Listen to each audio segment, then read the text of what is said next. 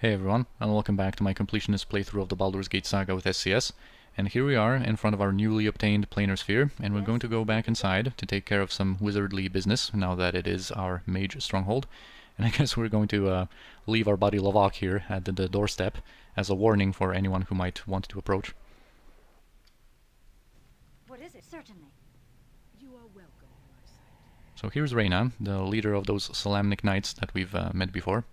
It seems you are now master here, O wizard of great power, and she's going to ask us to figure out a way to bring them back to their own home plane. But after what happened, it doesn't seem like the Planar Sphere is even capable of further planar travel, even if we knew how to operate it, but we're going to see what can be done for them. That is our first quest in here.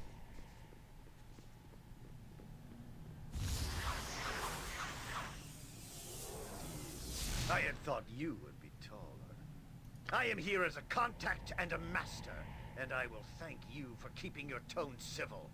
I am Teos, and I have been assigned to offer you a special deal. As a master. Anyway, here comes Teos. He's a representative of the Cowled Wizards. Of course, they still want that Planar Sphere. They are not going to give up on it so easily. You just recently took this sphere, and by all rights we should have it, but my superiors said to offer an alternative. It would seem we have need of you. So of course we had enough of Cowled Wizards already. And he agrees that there's no reason to trust, but it would seem that events of late are to be re-evaluated. I am told that member Tolgiris is no longer to be spoken of. Either he was working for himself, or something of greater importance requires it to be so. In any case, as distasteful to me as it is, I am to inform you of the details of the partnership to which you are now a member. Such gall. You are in possession of a notable artifact, this sphere. That you neutralized it was of great service, and apparently enough for my superiors to overlook the past. That said, they would like to offer an exchange. You may operate in this awkwardly placed sphere if you agree to certain duties for the Cowled Wizards.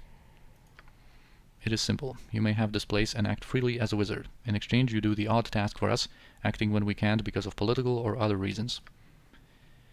And so, there is really no choice to refuse here, but from even a role-playing standpoint, it does seem to make sense, to agree to this, to do a task for the Cowled Wizards here and there, in return for basically them more or less leaving us alone here. Of course, it's obvious that they're going to scheme against us, but at least they're not going to directly, I guess, attack this sphere in order to try to reclaim it from us. So it does seem reasonable, I guess, to go along with it. We can ask about Imwen. I don't know the name. This is a large city, and the Cowled Wizards have many subdivisions and such. I will inquire to my superiors about her if you wish to, or if you wish. Until then, I would advise that you act in accordance with this agreement. And it's going to be a discreet, secret agreement, so everyone else is going to act as they would normally have. The lives of a few brethren are apparently an acceptable price for your assistance. Alright, and here we have to use this dialogue option in order to unlock a certain way to help these Solamnic Knights, because there are two different options to solve this quest, I guess, positively, and one of them actually requires you to use this dialogue option, because, well, first let's go with this. They are no doubt some unfortunate travelers that got caught in this sphere. No one here will miss them. I say kill them and save the headache. So this is the type of person that I guess goes far in the ranks of the Cowled Wizards. But anyway, he suggests speaking to Rybald that might have something up his sleeve to allow us to help those Solamnic Knights. And the other suggestion is to go to the most noble order of the Radiant Heart and see if they wouldn't take those knights in. And yeah, unless we ask Teos about the issue, we will not have a dialogue option when speaking to Rybald to ask him for any assistance. Teos has to mention that to us, so that we even know that Rybald, has some connections. Other than that, the only option for us to kind of figure out would be to just go to the Radiant Heart and speak to Prelate Wesselin about taking those knights in, and they are going to be happy to, make these knights members. And this is not a bad option, of course, for these Solamnic Knights either, but it is not the ideal option. Of course, they want to go back home, speaking in role-playing terms, but also in gameplay mechanics terms, there's a slightly better reward if we send them back home. But anyway, now we have that Planar Sphere, and it is my favorite stronghold because it's like so cool and so wizardly. You know, you have this whole giant place for yourself with many devices to like conduct some mage research. You have your laboratory to construct golems. You know, there's all this like cool stuff, and then later on, some other cool things are going to happen. Anyway, we have this guardian golem, and now we are its master. It's here to serve Senashira. So we're going to have him follow us because I want to reposition him, both for a certain purpose later, where he's going to be very useful, but also for like a role-playing reason. You know, I want to go with him to the entrance so that if anyone wants to intrude here and look around in our Planar Sphere, well, they're going to have to deal with this guardian golem right at the beginning, right at the entrance. So this is cool. We have our own golem. Yeah, I mean, I love this place. And once we reposition this golem, we're going to change our spells, we're going to level up Valigar, and we're going to rest once. And we're going to get ready for some new adventures. Rest would be welcome, lest we endanger ourselves. Okay, golem, you may stay here. Alright, so we have this nice guard at the entrance. Also, you have this nice like storage area, and I actually am going to put some stuff in a chest here. Our Demon Heart trophies, and this extra coal that we don't need. And oh yeah, we still have that red piece of cloth from that quest with the silver pantaloons, and that buried alive guy. Dear. Anyway, so it's really cool. So now it is time to level up Valigar, I guess. Level 11, some saving throws boosts, Thaco, and a level 2 spell. Oh yeah, I memorized this resist fire and cold so that we could use it before engaging these fiery creatures, that Noble Ifriti and the other ones, but of course I forgot to use it. And I think also Jaheira has this, has this protection from fire that I could have used, but of course forgot to. I suck at this game. But anyway, now before we rest, we need to rearrange our spells, and oh yes, now we have some juicy spell slots available on Senashira. I think I'm going to go with like one blur, I guess, and just more mirror images. This is the spell of spells when it comes to level 2 for a character like Senashira. Here at level 3, I think I'm going to get rid of that ghost armor. We're going to be relying on like spirit armor or just stone skins and protection from magical weapons and whatnot. And I am going to memorize 2 more remove magics, because where we're going, these are going to be very useful. And here, I don't want to abuse stone skin, and I don't want to have too many of them. But for a character like Senashira, I think it might be justified to have 2 sets of stone skins. She is, you know, in the front lines all the time after all. Level 5, I think we might get rid of 1 spell shield and maybe go with 1 chaos. It might be more useful in the environments that we're going to go to. And here, this is fine. Now Edwin, I'm going to get rid of that Nishru now, and I think we might get some use out of that power word silence. So I am going to memorize that one. And I think the rest of his spells are fine as they are. And also, let's take a look at Jaheira. I think I'm going to leave her spells as they are also.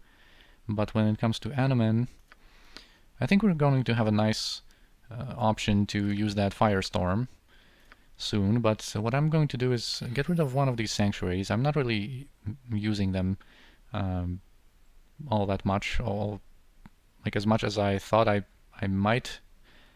He's just not that kind of type of cleric.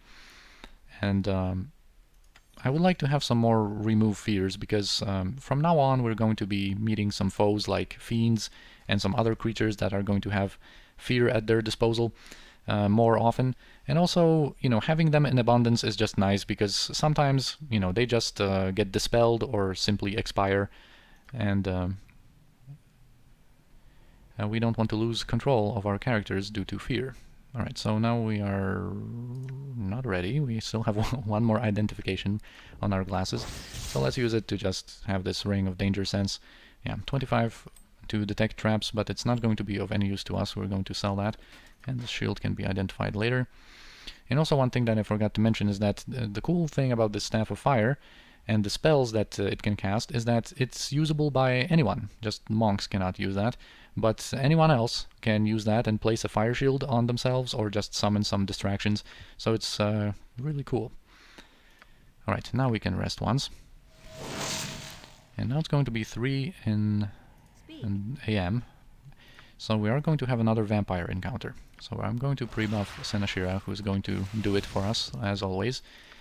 And we're going to give her 1 minor spell deflection so that she doesn't get dominated by the vampires. And I think in this encounter we might also have to switch her weapon, because there's going to be a vampire that I think is going to require a +3 weapon, and this is going to be the perfect opportunity to showcase the abilities of Daystar. So let us go. We're actually right at the spawn point, where we've done most of these encounters.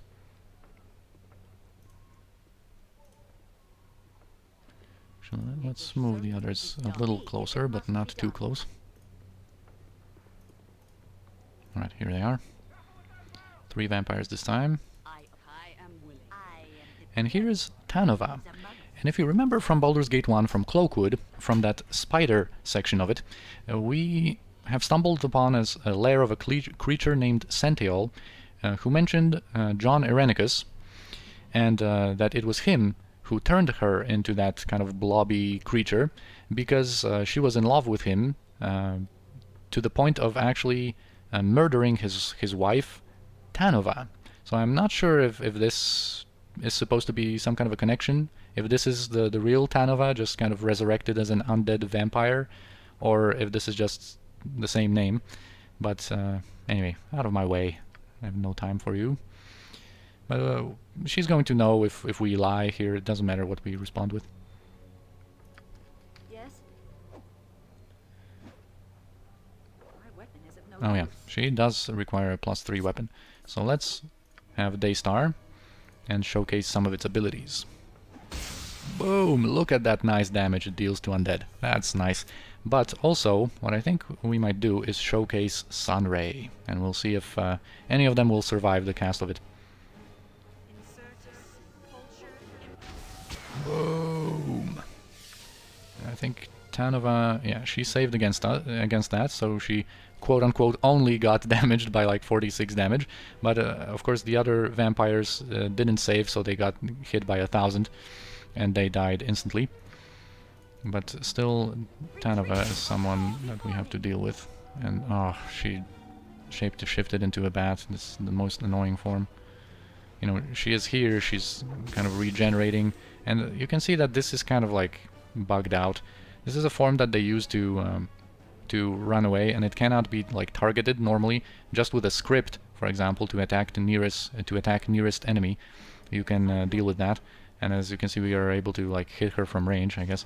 Now we're going to bring other guys into the fight. I don't know. I don't like how this is progressing. Yeah, she is a higher level vampire, so she was able to summon this swarm of wolves. They can summon some rats. Right, she is still there. And she also used an ability like Drink Blood, which actually drains our constitution. Oh my god. And she was actually super successful with that. I think she drains like 2 per hit, and she must have gotten like 6 hits in of that. So Senashira almost died to that constitution drain. I am ready. She's still there. I just want to get rid of that. Okay. That wolf. And unfortunately I have to rearrange her script, because as you can see I could not target her manually. She just needs to target nearest enemy automatically, just using her script. And I just hate that. Tanova apparently is attacking us as well, like cutting through our stone skins. So she actually managed to waste a whole set of our stone skins there. And she's near death though, so come on, Senashira, you can do it. Just a little bit more. My weapon is of no use. Don't hit with your offhand, hit with Daystar. My weapon is of no use. I hate this. I hate this shapeshift bat. Everything would have been fine with the vampires if it wasn't for that ability. And I love all of the other changes to vampires, how they are upgraded by SCS, but this is just one really unfortunate part of it. But yeah, some nice damage from Daystar, and we are fine now. All right. What is it? Okay. So we are done with these encounters now. Now we can arrange some transportation for those Solamnic Knights. So let's go to Joaquin's Promenade and talk to Rybold. And also, what I would like to mention here is that one of the viewers in the comments, who didn't want to be credited directly, but thank you nonetheless, bro, for this piece of information. From his comment, I've actually learned something that I didn't know before. As you can see, Mahir here, or is not present, and I thought that he just disappears and, you know, like a lot of NPCs do, and he would just reappear in his, like, daytime hours where he's supposed to be active, but it turns out that during the night he just goes to this unmarked home of his. I guess this is his home, and he's available here. So he never sleeps. He is available 24/7 for these Horn of Valhalla upgrades. So we might as well do that. So yeah, if we ask him about... because he is a merchant as well, but he doesn't have anything notable. But if we ask him about weapons, if he makes any special ones, he's going to say... he's going to reference Cromwell, a dwarf that we're going to use the assistance of to create some items later on. But anyway, he says that his gift is that he can create the finest of musical horns. And he notices that we have that silver horn, a diamond, and for 2,000 gold he can upgrade it to a bronze version. That would allow us to have a level 7 berserker. And this is it, but I'm not going to waste an identify on it. And then, again, we can do the same thing. And now that we also have that Baldur and a bronze horn, with 5,000 gold, he can upgrade it to its best version. So now we have an iron horn of Valhalla, and we're going to identify that. And this one allows us to summon a 9th level warrior and give it to someone. Alright, so we have that done. Yes? Now let's go and talk to Rybold and arrange that transportation. Quickly and precisely. Alright, so since we asked Tios, and we now have this option here, I need to send a group of Solamnic Knights back to their plane. Can you help? Well, now that is something I am not asked every day. But yeah, he is going to know a mage that specializes in that kind of thing. But we're going to need to pay for it. 9,000 gold, to be exact. And yeah, she's going to arrive at our Planar Sphere in a day's time. So we have that covered now.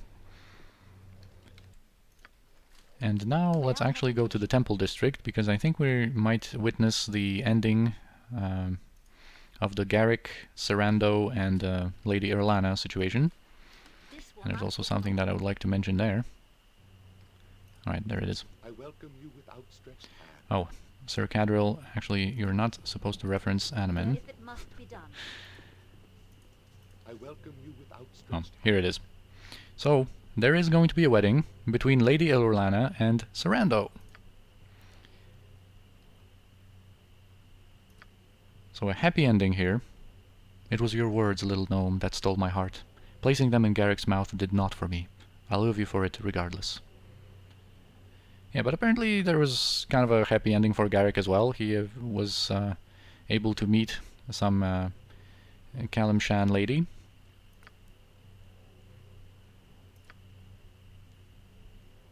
Yeah, so they're going to be away for their honeymoon, I guess, or for their wedding first. And yeah, so they all go away.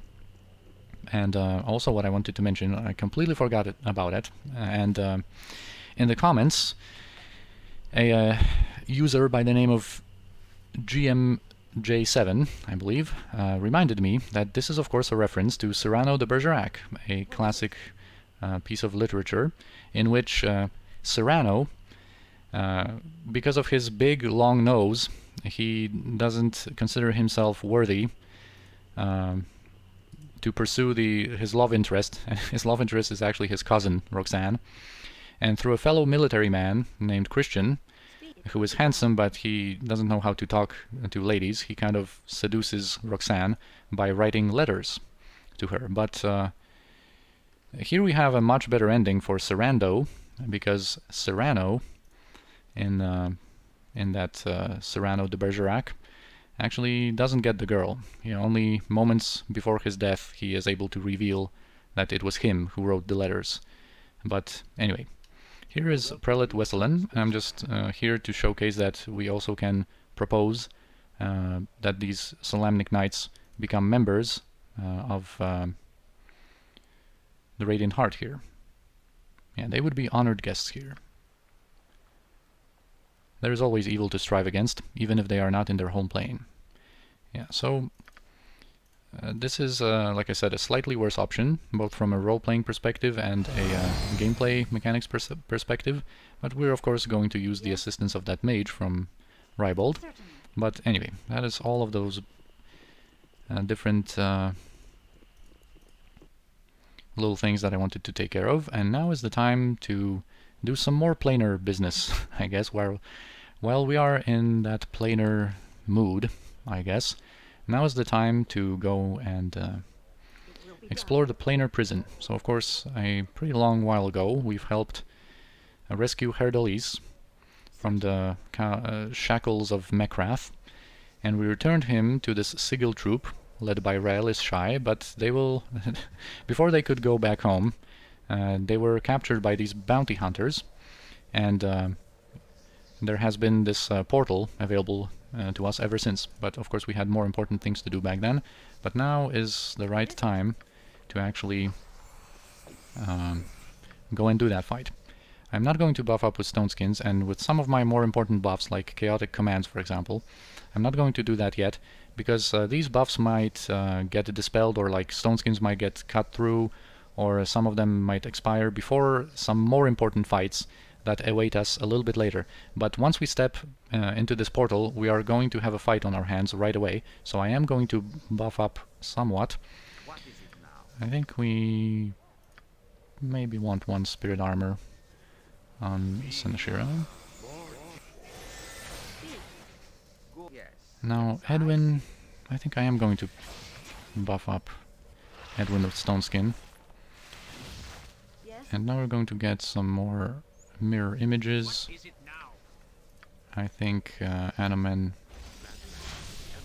is going to use his protection from evil, and we might get remove fear already, I think, since we have a couple of those.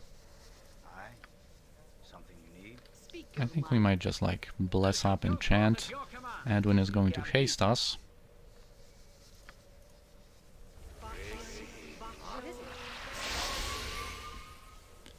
And now Senashira is going to protect her buffs with some immunity to abjuration. That's going to be it, and I think Kiranai might actually start this fight out invisible, and let's go in. Planar Prison, here we go. Alright, we might already move some of our members. Let's try to use stealth on Valigar before they all go hostile. And Kiranai needs to move in there, I think. And we might just spread out a little bit. Alright, okay, this hide and shadows of Valigar succeeded. We didn't manage to move a whole lot, but it doesn't really matter. So apparently here, one of the slaves managed to get his collar off. A slave by the name of Taggett. And he doesn't want to be a slave anymore. He would rather die, I guess. Anyway, so now they notice us. How foolish of you to have followed your actor friends here. And this portal now is going to be closed, so we are trapped here in that planar prison, and we will have to fight our way out.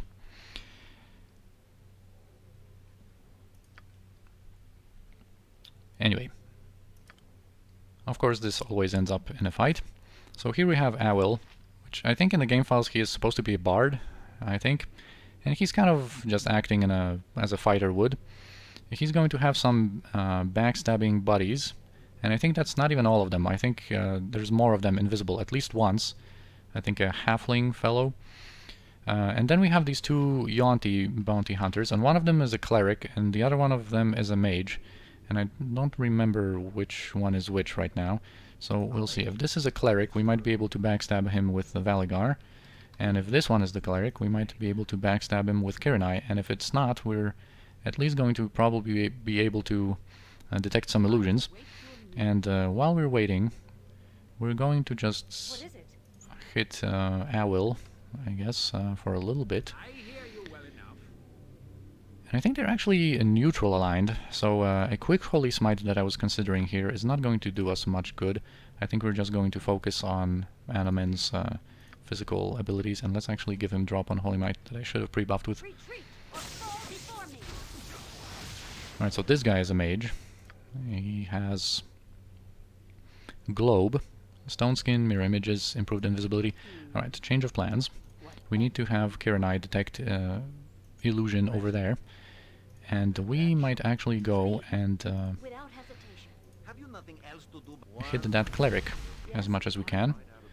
Alright, he cast Mantle, the mage, while invisible. Might also activate your stuff already.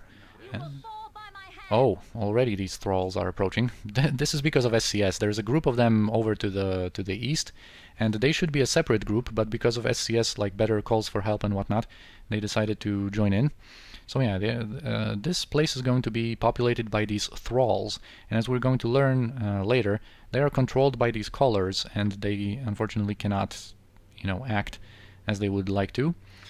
And so they're going to be sent against us, and we're going to have to kill them. A quick, merciful death, as Jaheira said, is the best we can do here. Alright, Anomen is operational as well. Let's actually have him here. Let's wait with Edwin for something good to do. Actually, Edwin might cast a little Sunfire onto that mage if he starts casting something. So let's keep Kirinai a little bit to the... Let's keep some distance with her.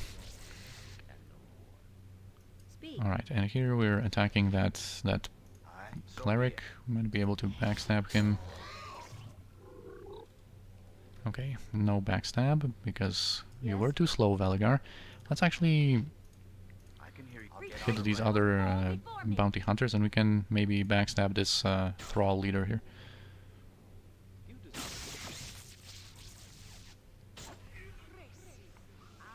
Okay, that's... okay, let's actually keep detecting illusions here with Kirinai, because this mage hasted himself. Like, he didn't cast anything that would reveal him from invisibility. Oh yeah, and here's that halfling guy. What is it? He has some notable loot on him. Yeah, he's the backstabbing guy. These guys are just archers.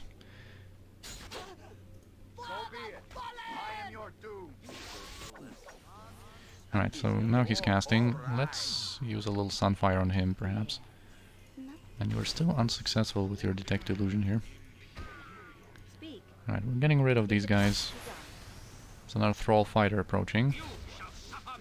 Okay, we were able to interrupt that guy with our Sunfire, with Edwin, and we really need to get these illusions off of him, his improved invisibility status and his mirror images, so that we can do some more stuff to him, open some more options to us. Alright, now all of these protections are gone, but he has Mantle, so we cannot use any physical damage on him, but and he has Globe, but we can use level 5 spells on him, and I am going to keep What is it? Jaheira close to him, so that she can use her Wand of the Heavens and interrupt him. And now that he doesn't have mirror images and he doesn't have improved invisibility, although you can use wands on targets affected by improved invisibility, but none of these mirror images are going to soak up the flame strike, because I don't want to use my resources to dispel him. There are going to be some other casters that I would prefer to save those resources for, and he's trying to go invisible probably. Okay, he didn't manage to. He went permanently invisible from this world, basically. I guess we could say. Alright, some of these thralls. No one else approaching, and now we're going to have a conversation. Come on, tag it. Yeah, so a timely rescue. So we can ask him some questions about the callers, Yeah, that's how control is being maintained over these slaves here. There is no escape, only through magic of the Warden, who is a Cambion, which is a type of fiend. And yeah, we can ask about him. He's a cruel, evil master, powerful demon. And now if we ask about Herdelis, he's going to have a plan. They're still here in this prison, awaiting transport to Duke Rowan Darkwood's tower. Yeah, and the Warden is north of here. And he's going to explain, of course, as always, feel free to pause and read everything in detail. But he's going to explain that there are two routes to him. One, direct one, directly north. And the other one is kind of like a roundabout way, but it's the preferred one, or at least the one that he is going to suggest, because he is going to want us to encounter the Master of Thralls first, so that we can free these thralls from their from the hold that is being maintained over them through these collars, so that they can actually, you know, serve as help against the Warden.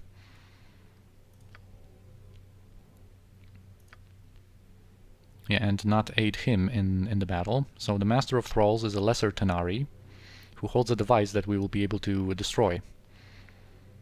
And free the thralls then. And he's also going to mention these portals, these things on the ground here, these disgusting things, that would suck us to certain rooms. And basically, I am going to showcase the rooms that they send us to. But anyway, we can agree to his plan. But anyway, these ones, there are two on the way here, directly to the Warden.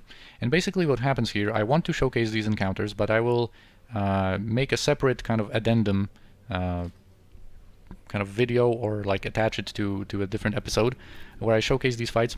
I don't want to do them right now, because once we step into this and you know, do the encounter and step out, we will be placed here between the two of these like entrances, I guess, and the Warden is already going to spot us from there and activate his encounter, and I don't want to do that. And also, after we kill the Warden, these passages are not accessible anymore. So I'm just going to, like, you know, have a separate save and do these in a different kind of situation. But also, like, stepping out of these rooms while invisible is also not an option, because the Cambion sees invisible. So there is no way, like, not to activate that encounter once you get out of this first room.